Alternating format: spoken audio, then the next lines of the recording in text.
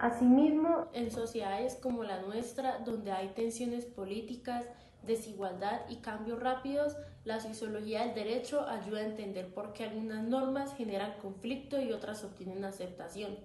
También orienta a los gobiernos sobre cómo generar leyes más justas y a los ciudadanos sobre cómo participar de manera crítica y consciente en la vida democrática. Para concluir, podemos decir que la sociología del derecho es una herramienta esencial para comprender el funcionamiento real del sistema jurídico. Gracias a ella no vemos la ley solo como un conjunto de normas escritas, sino como un fenómeno social dinámico, influenciado por la cultura, la historia, la economía y las relaciones humanas.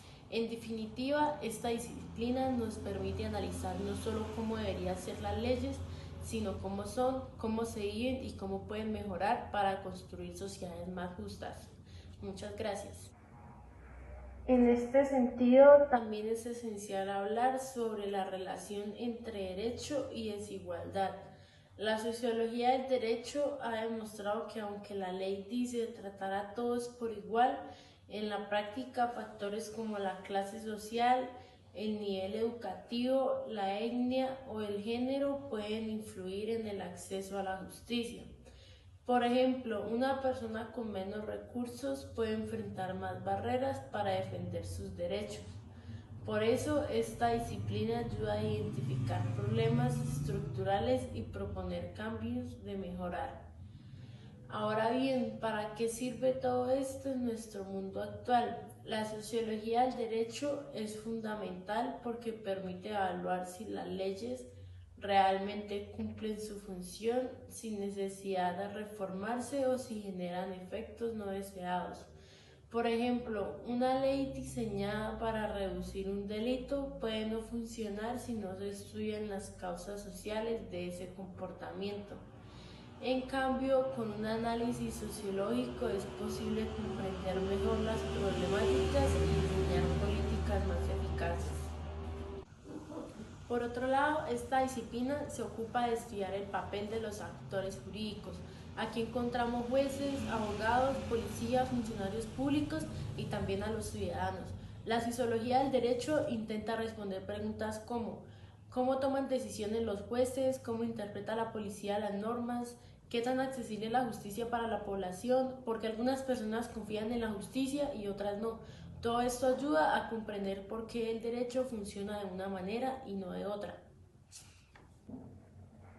Además, la sociología del derecho presta atención a la llamada cultura jurídica, que incluye las ideas, creencias y actitudes que las personas tienen frente a la ley. Por ejemplo, en algunos países existe una cultura de respeto profundo por las normas, mientras que en otros existe cierta desconfianza hacia las instituciones. Estos factores influyen directamente en la eficacia del derecho, pues la ley no solo debe existir en el papel, sino también en la mentalidad. En este punto conviene mencionar algunos autores clave. Uno de ellos es Emile Durkheim, considerado uno de los padres de la sociología. Durkheim decía que el derecho es un reflejo de la solidaridad social. Según él, cuando la sociedad cambia, también cambian las leyes. Así, por ejemplo, en comunidades tradicionales predominaban las leyes represivas, mientras que en sociedades modernas aparecen leyes más cooperativas, enfocadas en la restitución y la convivencia. Otro importante autor es Max Weber, quien analizó el papel del derecho en la organización racional del Estado moderno.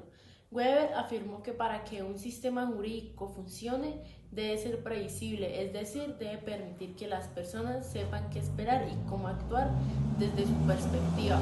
La sociología del derecho tiene la tarea de estudiar cómo la autoridad, el poder y la legalidad se relacionan en la vida real.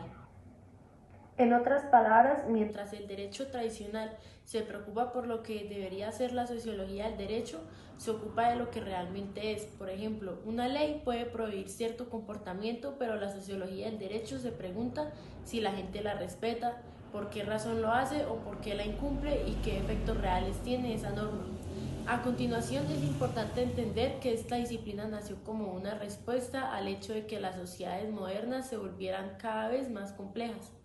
Antiguamente las reglas eran simples y se basaban en la tradición. Sin embargo, con el crecimiento de las ciudades, la industrialización y el aumento de la diversidad social, las leyes tuvieron que adaptarse En este proceso surgió la necesidad de estudiar científicamente cómo se relacionan las normas con los cambios sociales.